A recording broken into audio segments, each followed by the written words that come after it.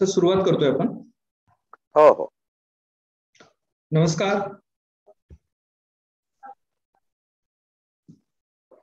महाराष्ट्र राज्य माहिती तंत्रज्ञान सहायता केंद्र, राष्ट्रीय मानवाधिकार आयोग, भारत सरकार यांच्या संयुक्त विद्यमाने आयोजित करण्यात आलेला भारतीय संविधानाचे पारायण या उपक्रमामध्ये मी आज सर्वांचं मनपूर्वक स्वागत करतो. सन्माननीय ॲडव्होकेट धनराज वंजारी सरांना मी अशी विनंती करेन की सर आपल्या कार्यक्रमाच्या बाबतीमध्ये एक सकारात्मक बाब म्हणजे याच्यावर चर्चा व्हायला एक सुरुवात झालेली आहे. लोक त्याच्यावर विचार विनिमय करून आपल्या शंका व्यक्त करायला लागलेल्या आहे. तर कालच्या एपिसोड नंतर आपल्या या उपक्रमामध्ये ज्या काही चर्चा आहे त्यामधला एक महत्वाचा विषय की भारतीय संविधानाला पारायण शब्द लावणं हाच मूळ संविधान विरोधी असणारा एक विरोधाभास आहे.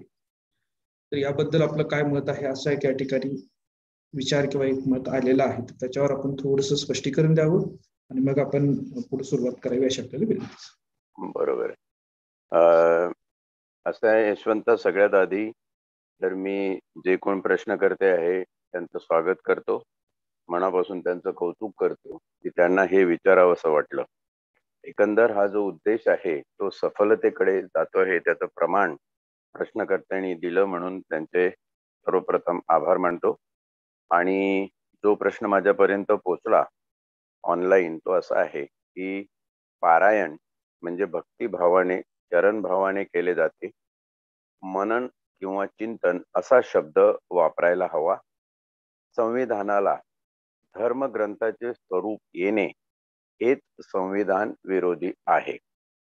आता ही जे प्रश्नकर्त्यांनी ही प्रतिक्रिया त्याची जी दिलेली आहे आणि त्यातल्या त्यात त्यांनी सजेशनही केलं किंवा चिंतन किंवा मनन याला म्हटलं पाहिजे, हे पारायण म्हणणं बरोबर नाही. त्याचं कारण उद्धृत करताना ते असं म्हणतात की पारायण हे भक्तिभावाने व शरणभावाने केले जाते.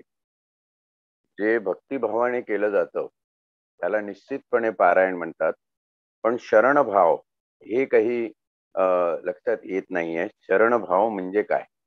एखादं जर आपण शरणागत एखाद्याला झालो तर आपल्याकडे शब्द प्रामाण्य लादलं जातं आणि नकळत आपलं बुद्धी प्रामाण्य नाहीसं होऊन जातं, लोप पावतं. म्हणून शरणभावाबद्दल जरासा प्रश्नकर्त्यांनी विचार करावा. भक्तिभाव हे योग्य आहे. चिंतन आणि मनन हे सुद्धा पारायणाचाच एक भाग आहे. किंबहुना चिंतन मनन हे शब्द शेवटी पारायणाचा उद्देश पूर्ती करणारे शब्द आहेत, हेही प्रश्नकर्त्यांनी लक्षात ठेवावं. आणि शब्दांमध्ये भेद करून किंवा शब्दांचा वापर करून जर आपण असं म्हणायला लागलो की संविधानाला धर्मग्रंथाचे स्वरूप येणे हेच संविधान विरोधी आहे, हे म्हणणं काही मला संयुक्तिक वाटत नाही. कारण ज्या पहिल्या 5 मिनिटाच्या प्रास्ताविक क्लिपमध्ये जे हे पारायण सुरू होण्याच्या आधी पारायण म्हणजे नेमकं काय याचा अर्थ मी सांगितलेला आहे. माझी विनंती आहे प्रश्नकर्त्यांना की त्यांनी कृपया यूट्यूबवर जाऊन ही पहिली प्रास्ताविकेची क्लिप जी आहे या संपूर्ण संविधान पारायणाच्या कार्यक्रमातली ती बघावी. त्याच्यामध्ये पारायणाचा अर्थ बऱ्यापैकी स्पष्ट करून सांगितलेला आहे.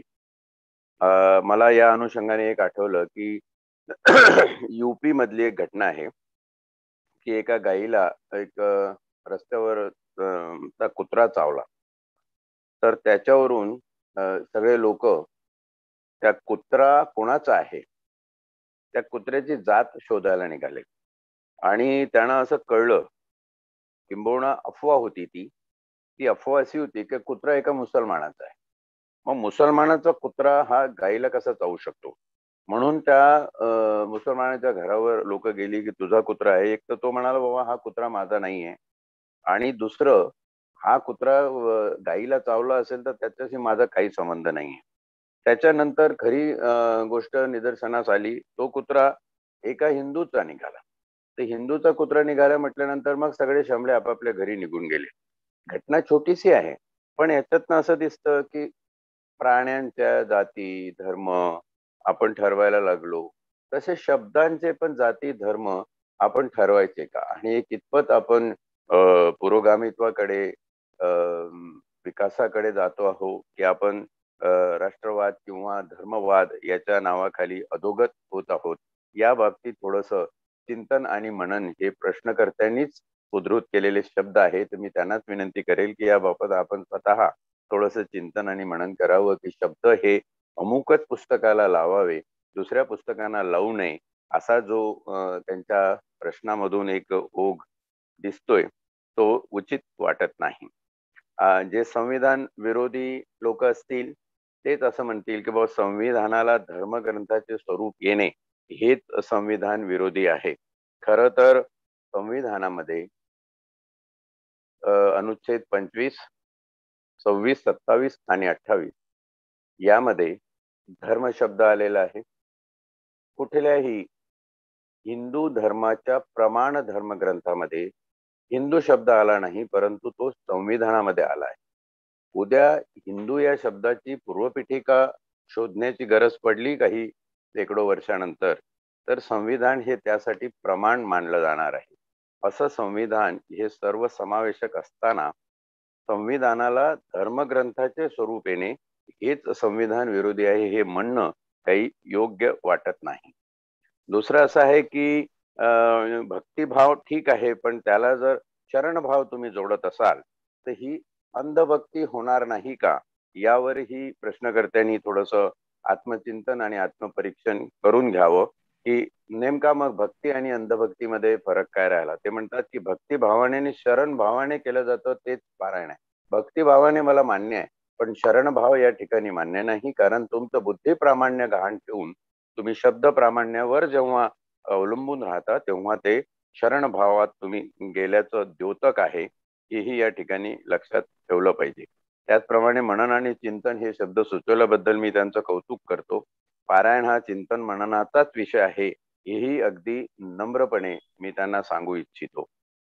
संविधानाला धर्म ग्रंथाचं स्वरूप का येऊ नये?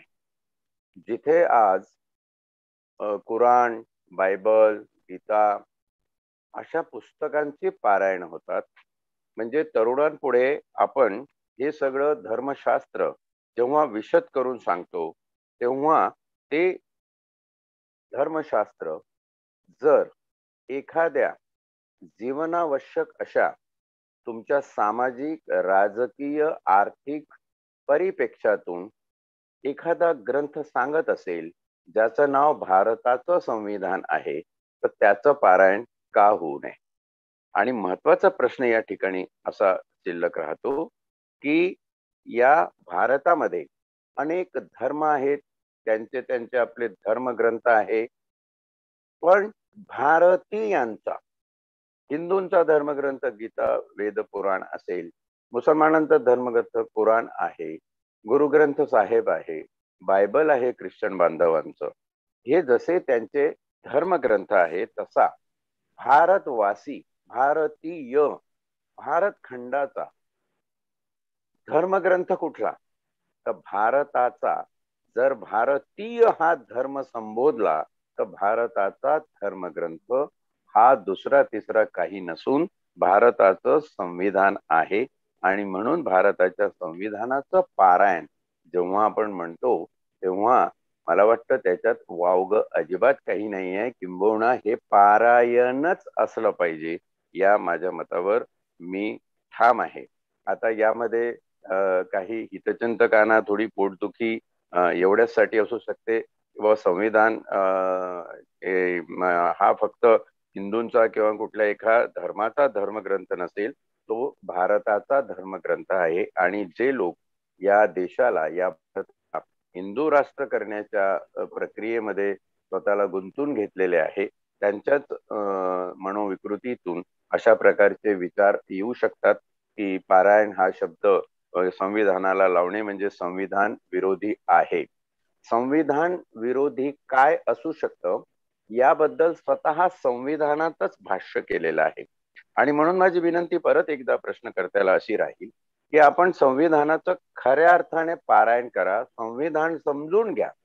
केवळ त्याच्यातले अनुच्छेद, त्याच्यातली वाक्य, त्याच्यातले शब्द हे समजून न घेता त्या शब्दांच्या मतितार्थाकडे जा, की संविधानाचा अपमान कशात होईल हे सुद्धा नमूद करून ठेवलेलं आहे. मग संविधानाचा अपमान ते पारायण या शब्दाने होत असेल आणि तो धर्मग्रंथाचं स्वरूप येत असेल, तर धर्मग्रंथाचं स्वरूप येणं वाजवी आहे, कारण हा भारतीयांचा धर्मग्रंथ आहे.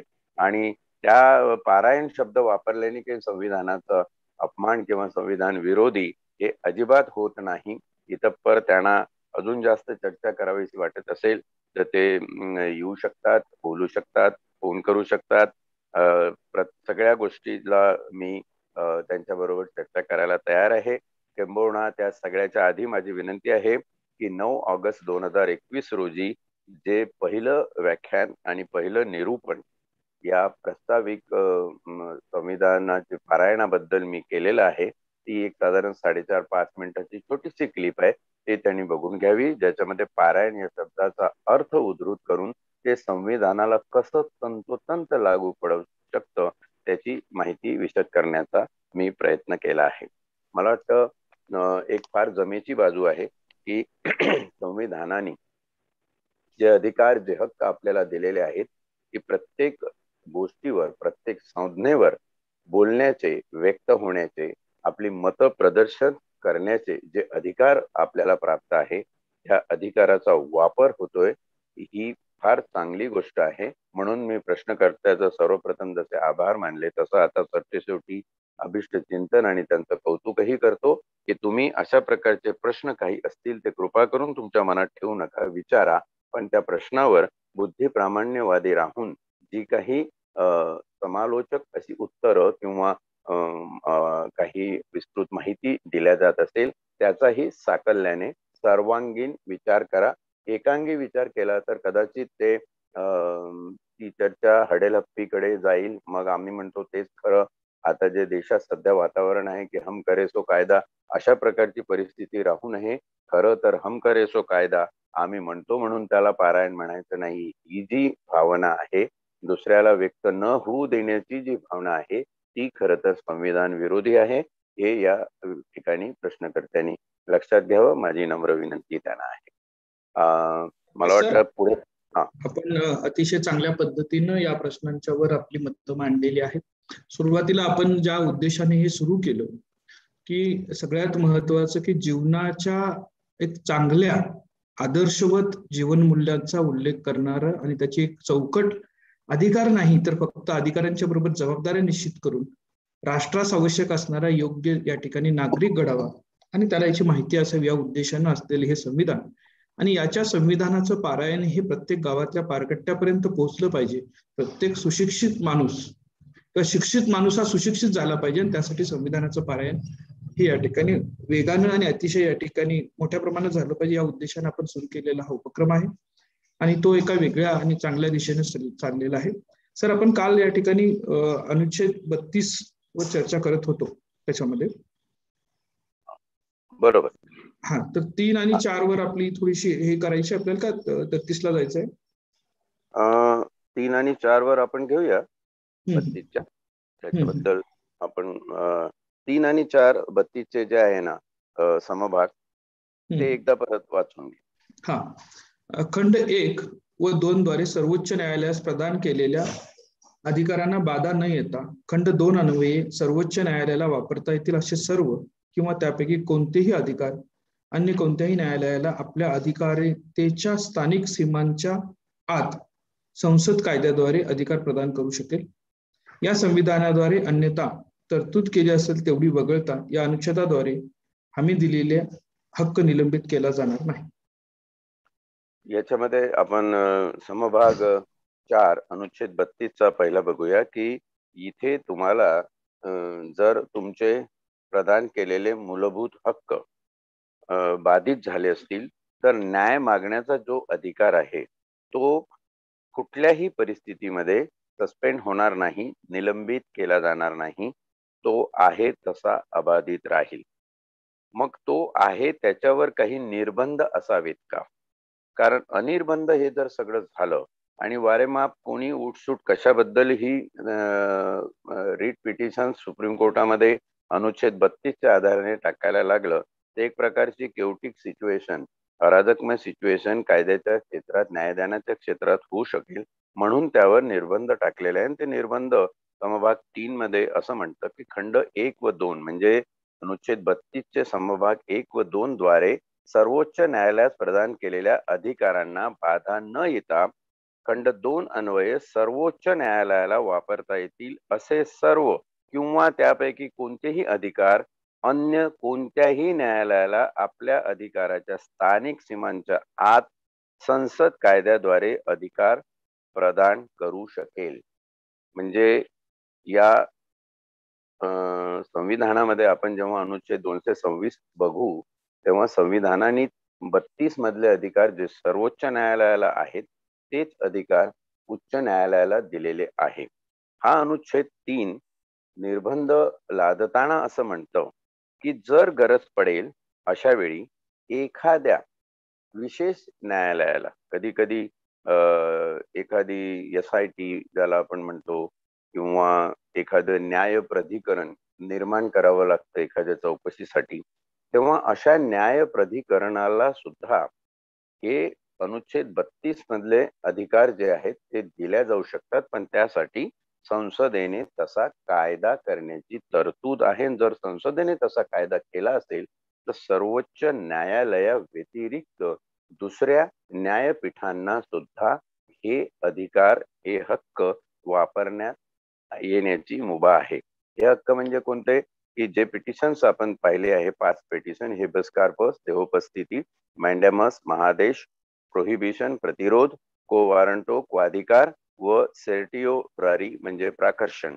हे जे रिट पिटिशन्स करण्याचे विषय दिलेले आहेत 5, या 5ही विषयावर रिट पिटिशन आपल्याकडे घेऊन त्याच्यावर न्यायदानाचं काम करण्याचे अधिकार हे सर्वोच्च न्यायालया व्यतिरिक्त दुसऱ्या विशेष न्यायपीठाला, न्याय प्राधिकरणाला दिले जाऊ शकतात, परंतु त्यासाठी संसदेमध्ये तसा कायदा पारित होणं महत्वाचं आहे.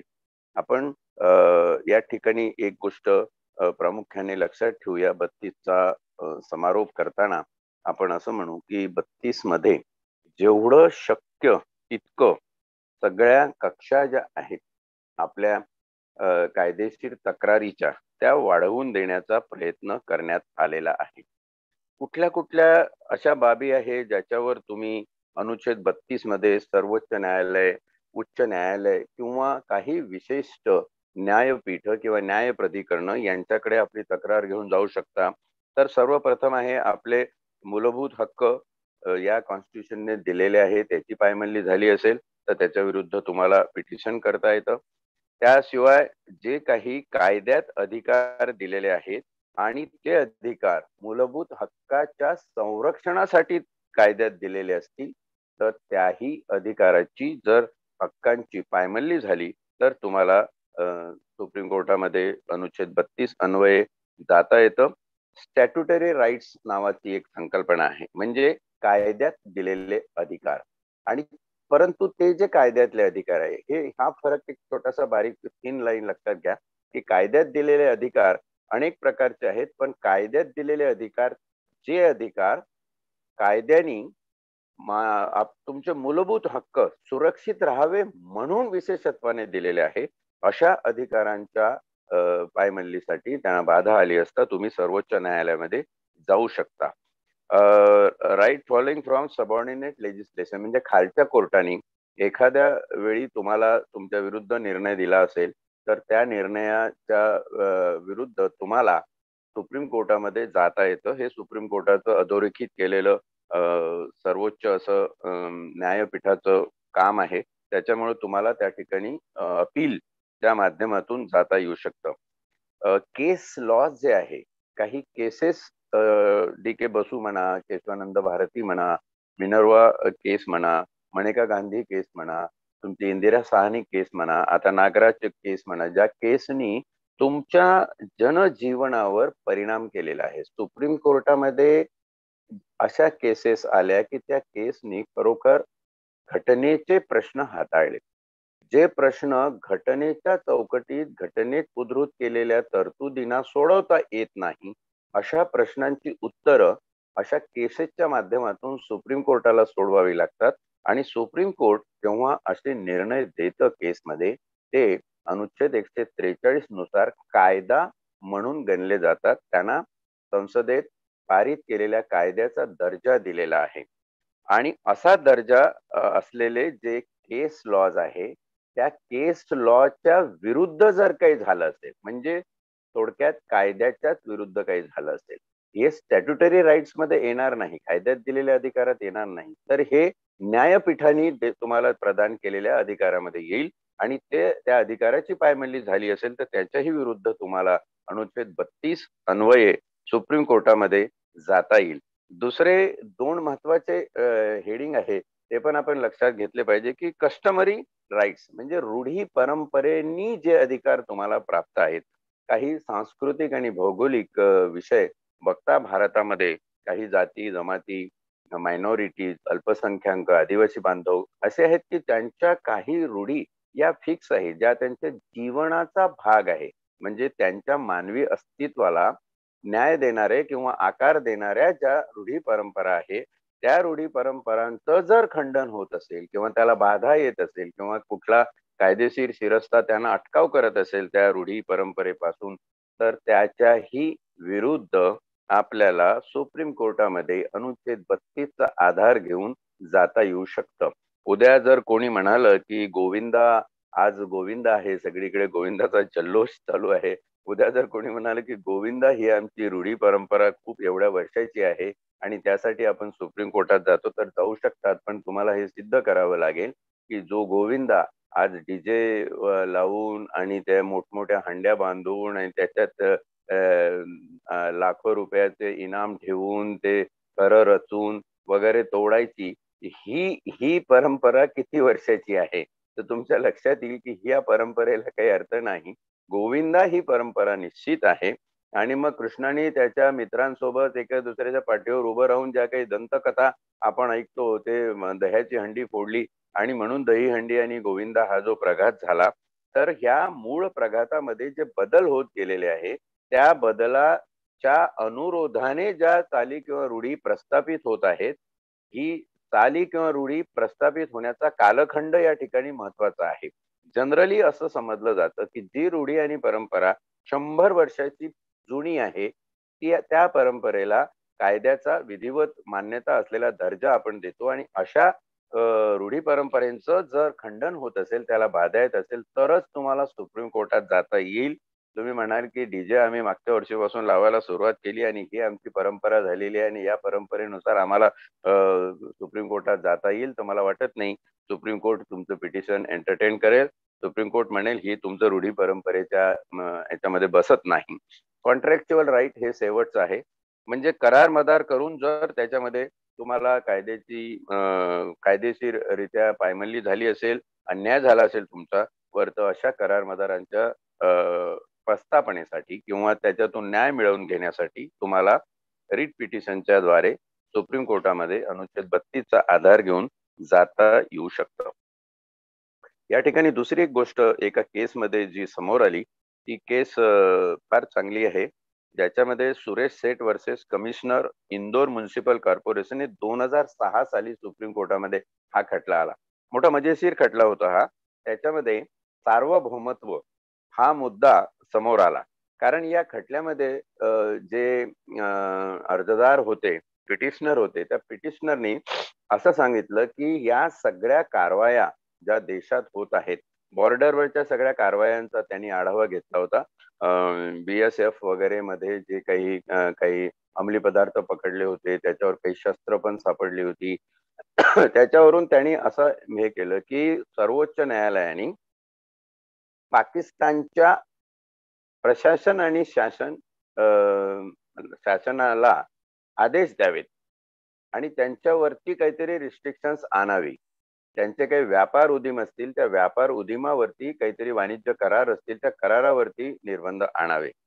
तर सुप्रीम कोर्टाने म्हटलं की सर्वोच्च न्यायालय हे भारताचं आहे आणि भारताच्या क्षेत्रापुरतं आमचं ज्युरिडिक्शन आहे, म्हणून आम्हाला आमची कार्यकक्षा ओलांडून पाकिस्तानच्या राज्यकर्त्यांना, तिथल्या शासन प्रशासनाला सूचना किंवा काही आदेश देण्याचे अधिकार नाही आहेत, ते आम्ही देऊ शकत नाही.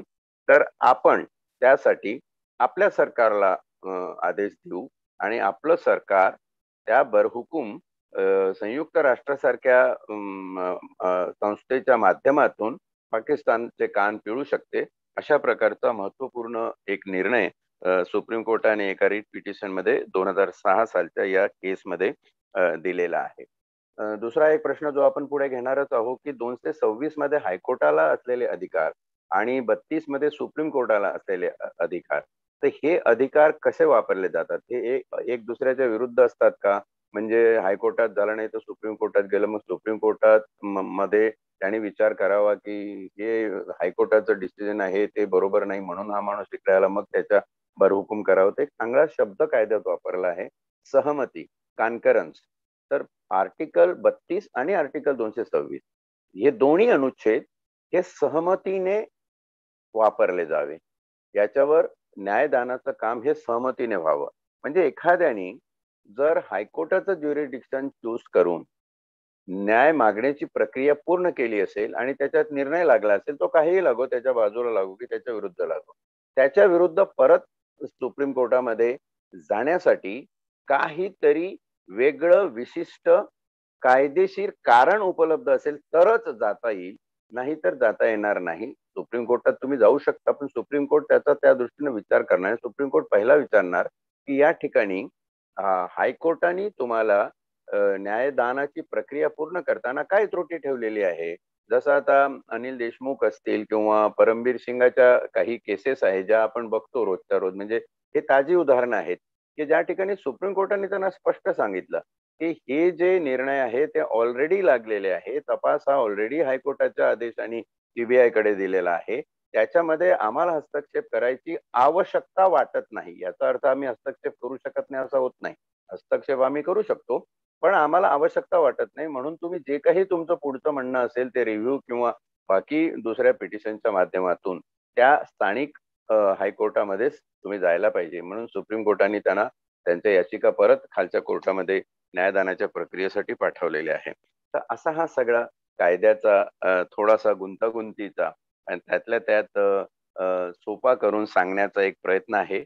अनुच्छेद 32 मला वाटतं आपण या ठिकाणी संपवावा. जर अजूनही याच्या वर काही प्रश्न असतील तर ते प्रश्न आपण नंतर घेऊ शकतो विचारामध्ये, आणि तुर्तास आपण अनुच्छेद 33 कडे जावं असं मला वाटतं. अनुच्छेद 33 वाचन मी या ठिकाणी करतोय सर. अनुच्छेद 33 या भागाद्वारे प्रदान केलेले हक्क हे सेना व इत्यादींना लागू करताना यामध्ये फेरफार करण्याचा संसदेस अधिकार. या भागाने प्रदान केलेले हक्क क सशस्त्र सेना दलाचे सदस्य किंवा ख ज्याच्यावर सार्वजनिक सुव्यवस्था राखण्याची जबाबदारी आहे अशा दलाचे सदस्य, किंवा ग राज्याने गुप्त वार्ता किंवा प्रतिगुप्त वार्ता याच्या प्रयोजनार्थ स्थापन केलेले ब्युरो किंवा इतर संघटना यामध्ये नेमलेल्या व्यक्ती, किंवा घ खंड क ते ग या निर्देशामध्ये यामध्ये निर्देश केलेली कोणतीही दले, ब्युरो किंवा संघटना यांच्या कामासाठी उभारलेल्या दूरसंचार यंत्रणेमध्ये किंवा त्या संबंधित नेमलेल्या व्यक्ती यांना लागू करत असताना निश्चितपणे त्यांच्या कर्तव्याचे योग्य प्रकारे पालन व्हावे व त्यांच्या याच्यामध्ये शिस्त राखली जावी, यासाठी ते हक्क कोणत्या व्यक्तीपर्यंत निर्बंधित किंवा निराकृत करण्यात यावेत हे संसदेला कायद्याद्वारे निर्धारित करता येईल. अनुच्छेद 33 मध्ये एक पाऊल पुढे टाकून संसदेला बळकटी दिलेली आहे, आणि ही बळकटी देताना आपल्या ज्या यंत्रणा आहे, विशेष करून संरक्षण, आपली सुरक्षा, देशाची बाह्य सुरक्षा आणि अंतर्गत सुरक्षा, त्याचप्रमाणे पोलीस फोर्स आणि त्या नुसार येणारे आपली कामं आणि त्या कामासाठी आपण नेमलेल्या संस्था. आता याच्यामध्ये कसं आहे की मानवी हक्क आपण प्रत्येक ठिकाणी घेऊन चाललोय. उद्या सियाचीनच्या बॉर्डरवर गेलेला सैनिक असं म्हणेल की मला सियाचीनच्या बॉर्डरवर पाठवणं हेच मुळात मानवी हक्कांचं उल्लंघन आहे, कारण -20 ते -40 एवढ्या थंडीच्या याच्यामध्ये मी कसा जगू, हे माझ्या जीवाला एक प्रकारचा धोका निर्माण करणारं प्रावधान आहे आणि इथे काही मी जाणार नाही, किंबहुना मला जर कोणी पाठवत असेल तर ते माझ्या मूलभूत हक्काच्या विरुद्ध होईल. असं एखादा सैन्य दलातला माणूस म्हटला तर काय स्थिती होईल हे लक्षात घ्या. दुसरं उदाहरण सांगतो की समोर खूप मोठा मॉब आहे. पोलीस कायदा सुव्यवस्था राखण्यासाठी त्या मॉबला अडवण्याचा प्रयत्न करत आहे. मॉब बेकाबू झालेला आहे आणि अशा वेळी इथं उपस्थित असलेले डिव्हिजनल मॅजिस्ट्रेट असतील किंवा सुप्रिटेंडेंट असतील पोलीसचे, त्यांनी पोलिसांना आदेश दिला की तुम्ही लाठीचार्ज करा किंवा या चिघळलेल्या मॉबला इथून हुसकटून लावा, त्यांना वॉर्निंग द्या. गेले नाही तर त्यांच्यावर लाठीचार्ज करा. वेळप्रसंगी अश्रुधूर, पाण्याचे फवारे किंवा मग फायरिंगचे पण आदेश काही काही ठिकाणी दिलेले असतात. आता असं एक गृहीतक लक्षात घ्या की SP साहेबांनी किंवा जो कोणी त्या सैन्य दलाचा, पोलीस दलाचा प्रमुख आहे, त्या प्रमुखाने असे आदेश दिले आणि एक कॉन्स्टेबल उठून म्हटला की माझ्याकडे रायफल आहे, परंतु मी याच्यावर फायरिंग करणार नाही, कारण ही कृती मला माझ्या मूलभूत हक्काची पायमल्ली झाल्यासारखी वाटते. तर काय होईल की बेशिस्त या नावाखाली पोलीस डिपार्टमेंट कामच करू शकणार नाही. सैन्य आणि पोलीस हे दोन दल अशी आहेत की ज्या दलांमध्ये शिस्त अतिशय आवश्यक आहे.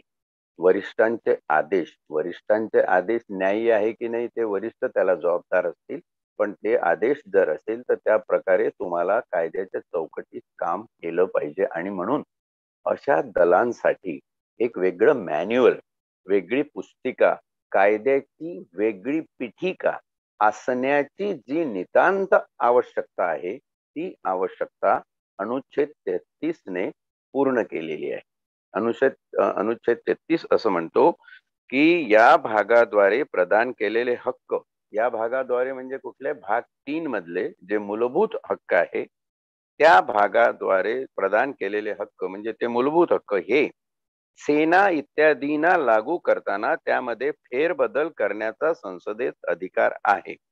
या भागाने प्रदान केलेले हक्क सशस्त्र सेना दलाचे सदस्य किंवा ज्यांच्यावर सार्वजनिक सुव्यवस्था राखण्याची जबाबदारी अशा दलाचे सदस्य किंवा राज्याने गुप्तवार्ता किंवा प्रतिगुप्तवार्ता यांच्या प्रयोजनार्थ स्थापन केलेला ब्युरो किंवा इतर संघटना, यामध्ये नेमलेल्या व्यक्ती किंवा खंड क ते ग म्हणजे वरील तिन्ही खंडामध्ये निर्देशित केलेले कोणतेही दल, ब्युरो किंवा संघटना याच्या कामासाठी उभारलेल्या दूरसंचार यंत्रणेमध्ये किंवा त्या संबंधात नेमलेल्या व्यक्ती यांना कर्तव्याचे योग्य प्रकारे पालन व त्यामध्ये शिस्त, दोन महत्वाचे प्रकार या ठिकाणी घटनेला मान्य आहे. ते म्हणजे कर्तव्याचे योग्य प्रकारे पालन.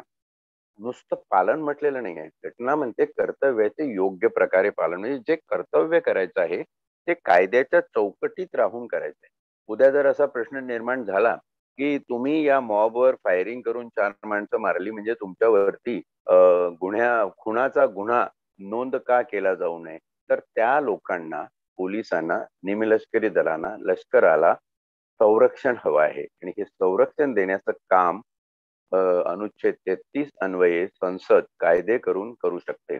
ती जी कृती केलेली आहे ती योग्य होती, ती शिस्तबद्ध कृती होती आणि त्या शिस्तबद्ध कृतीमुळे तुम्हाला तुमचे जे मूलभूत अधिकार आहेत त्या कक्ष पलीकडे काही अधिकार देणे किंवा त्याच वेळी, जसं सियाचनचं उदाहरण मी सांगितलं, त्याच वेळी जे सर्वसाधारण जनतेला मूलभूत हक्क प्राप्त आहे त्या हक्कावर निर्बंध आणणे, तुमचे काही मूलभूत हक्क कमी करणे, त्या दोन्ही गोष्टी करण्याचे अधिकार संसदेला आहे. पण संसदेने तसा कायदा पारित केला पाहिजे. आता आपण हे रीतसर एक एक बघूया की सशस्त्र सेवा दलाचे सदस्य, आर्म फोर्सेस, याच्यामध्ये कोण कोण येतं, तर आपले सैन्य दल, वायुदल, आपलं नौदल आणि निमलष्करी दले व केंद्रीय पोलीस संघटना, CPO ज्याला म्हणतात, सेंट्रल पोलीस ऑर्गनायझेशन. याच्यामध्ये आपले ITBP असतील, BSF असतील, CRPF, CISF, या ज्या आपल्या सगळ्या निमलष्करी संघटना आहे, ह्या बेसिकली पोलीस संघटना आहे. पण पोलीस त्यांच्या थोडं वरती आणि लष्कराच्या थोडं खाली याला आपण निमलष्करी संघटना जे संबोधलेलं आहे, या अशा निमलष्करी संघटना आहेत. त्याचप्रमाणे सैन्य दल असेल, वायुदल असेल, नौदल असेल, या ठिकाणी आपले लष्कर, ज्याला आम्ही आर्म फोर्सेस म्हणतो, हे काम करतं. तर त्यांच्या योग्य प्रकारे कर्तव्य पालनासाठी व त्या संस्थांमध्ये शिस्त अबाधित राहण्यासाठी संसदेला काही कायदे करावे लागतात. आणि असे कायदे जर कोणी म्हणालं की मूलभूत हक्काच्या आमची पायमल्ली होते, मूलभूत हक्काला बाधा येतो, तर त्यासाठी संसदेला मुक्तपणे अधिकार दिलेले आहे की तुम्ही असे कायदे करू शकता. आणि ते कायदे पालन करण्याची जबाबदारी ही त्या त्या दलातल्या प्रत्येक सदस्यावर, प्रत्येक व्यक्तीवर राहील. म्हणजे खालची रँकला काही अधिकार नसतील आणि वरच्याच रँकला सगळे अधिकार आहे असं होणार नाही. घटनेसमोर कायद्याचं समान तत्व ते पाळलेलं आहे. एखाद्या वेळी त्यात काही कसूर झाला असेल तर वरिष्ठ अधिकारी सुद्धा तेवढे जबाबदार धरले जातात जेवढा कनिष्ठ अधिकारी जबाबदार धरला जातो. म्हणून हे 3 दलं आणि निमलष्करी दलं, त्याशिवाय केंद्रीय पोलीस संघटना याचा या ठिकाणी समावेश होतो पहिल्या उपसमभागामध्ये. त्यानंतर दुसरा समभाग सांगतो की सार्वजनिक सुव्यवस्था राखणारी सर्व दले व त्यांचे सदस्य, याच्यामध्ये पोलीस असतील, होमगार्ड आहे, बाकीच्या ज्या काही यंत्रणा ज्यांचं काम कायदा व सुव्यवस्था राखणं आहे, म्हणजे लष्कर, निमलष्करानंतर पोलीस यंत्रणा, आणि त्या पोलीस यंत्रणा या राज्याच्या सुद्धा त्याच्यात समाविष्ट आहे. म्हणजे राज्याच्या यादीमध्ये पोलीस हा विषय असला आणि पोलिसांबद्दलचे, कायदा सुव्यवस्थेबद्दलचे जे काही कायदे आहेत ते राज्यांनी करायचे असा जरी प्रघात असला तरीही संसदेला योग्य प्रकारे कर्तव्य पालन आणि शिस्तबद्धता या 2 विरोधाखाली कायदे करण्याचे अधिकार आहे, जे राज्यावर सुद्धा बंधनकारक असू शकतात. अशा प्रकारचा हा दुसरा उपसमभाग आहे. तिसरा फार महत्वाचा आहे. त्याच्यामध्ये 2 शब्द प्रामुख्याने लक्षात घेण्यासारखे आहे: गुप्त वार्ता व प्रतिगुप्त वार्ता. ज्याला आपण इंटेलिजन्स आणि काउंटर इंटेलिजन्स म्हणतो. आपल्या ज्या गुप्तहेर संस्था आहेत, सगळ्यांना आपल्याला एवढंच माहिती आहे की इंटेलिजन्स ब्युरो IB ही भारताची गुप्तचर संघटना आहे. ही संघटना उघड्यावर जशा इतर यंत्रणा काम करतात तशा जर काम करायला लागल्या, किंवा या यंत्रणेमधली माहिती RTI मध्ये जसं इतर संस्थांकडून मिळते तशी जर बाहेर जायला लागली तर अराजक माजेल. किंबहुना काही गोष्टी या गेल्याच नाही पाहिजे, ज्या धर्तीवर योग्य प्रकारे कर्तव्य पालन या गुप्तचर यंत्रणांना करावं लागतं. याच्यावर बरेचसे सिनेमे, बऱ्याचशा कहाण्या, खूप नॉवेल्स प्रसिद्ध आहेत. आपण ती जर वाचली तर आपल्या लक्षात येईल की गुप्तचर यंत्रणा ह्या कशा काम करतात.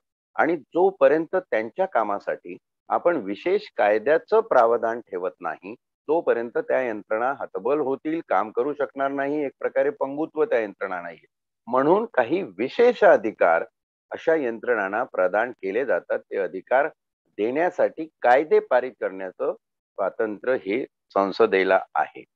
या ठिकाणी एक बघा की प्रतिगुप्त वार्ता, काउंटर इंटेलिजन्स, म्हणजे आपल्याकडे एखादी गुप्त वार्ता आली, एखादी माहिती मिळाली, किंवा एक अंदाज, एक टोकताळा असा झाला की अमुक अमुक ठिकाणी असा असा दहशतवादी हल्ला होऊ शकतो. जसं 26/11 बद्दलचं गुप्तचर यंत्रणांचं जे संकलन होतं त्याचे काही मेसेजेस काही अमेरिकन गुप्तचर यंत्रणेने आपल्याकडे पाठवले होते. त्याशिवाय काही आपल्या यंत्रणांना काही धागेदोरे मिळत होते. या सगळ्यावरती काउंटर इंटेलिजन्स म्हणजे कसं की समजा आपल्यावर एखादा हल्ला कोणीतरी पेरून ठेवलेला आहे आणि तो होणार आहे, त्याची योजना केलेली आहे, तर त्या हल्ल्याला परतवून आपल्याला त्यांच्यावर प्रतिहल्ला कसा करता येईल त्याबद्दलची गुप्त वार्ता म्हणजे काउंटर इंटेलिजन्स, प्रतिगुप्त वार्ता. आता या नियंत्रित करण्यासाठी किंवा ह्या यंत्रणांकडून अशा प्रकारे काम करून घेण्यासाठी मध्यंतरी मनोज बाजपेयीची एक फॅमिली मॅन म्हणून जी सिरियल होती, सिनेमा होता नेटफ्लिक्सवर, तो बराचसा गाजला आणि बरेचसे माझे युवक विद्यार्थी त्या सिरीजचे फॅन झाले होते.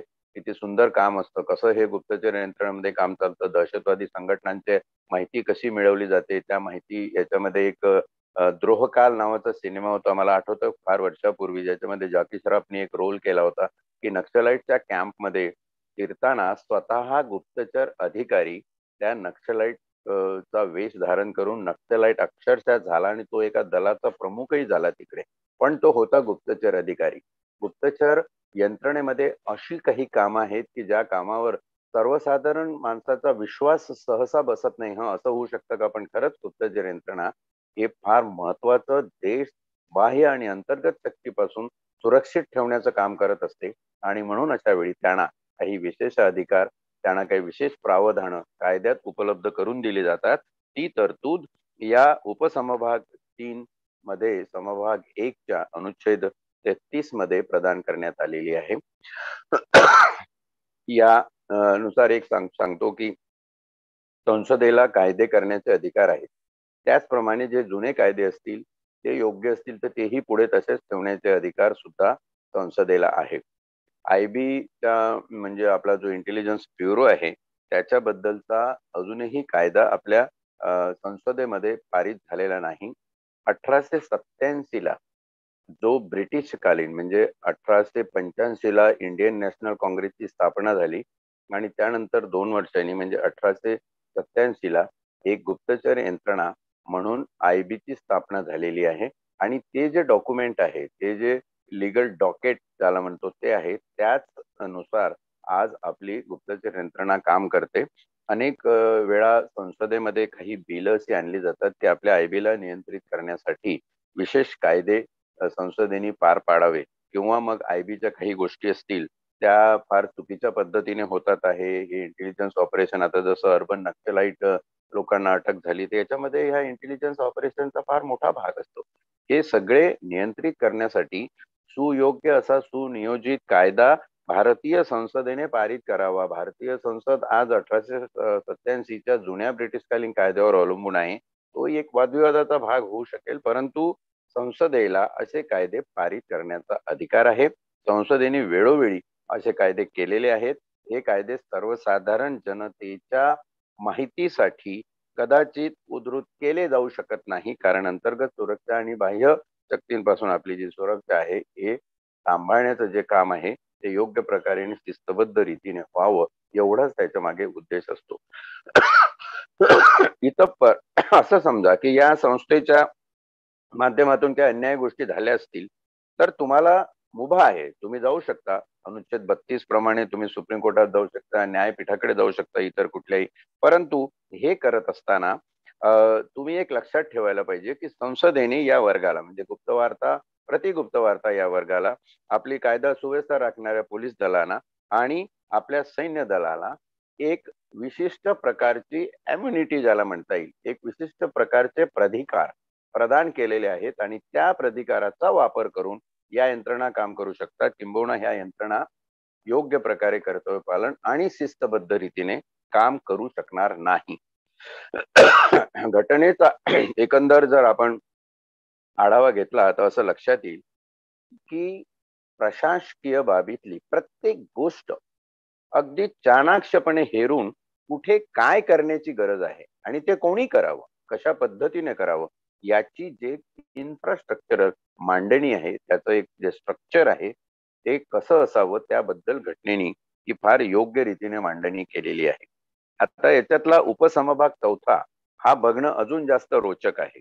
उपसमभाग 4 असं म्हणतो की वरीलपैकी सर्व दल, ब्युरो, संघटना यांच्या कामासाठी उभारलेली दूरसंचार यंत्रणा व त्या संबंधातील नेमलेल्या व्यक्ती, म्हणजे सैन्य दलासाठी जी काही टेलिकम्युनिकेशन सिस्टीम असेल, आताच्या नवीन भाषेमध्ये इंटरनेट, डिजिटल पोर्टल्स, बाकीच्या ज्या काही सायबर सिस्टीम आहे, त्या सिस्टीम या सर्वसाधारण प्रशासकीय टेलिकम्युनिकेशन त्या सिस्टीमहून वेगळ्या असतात.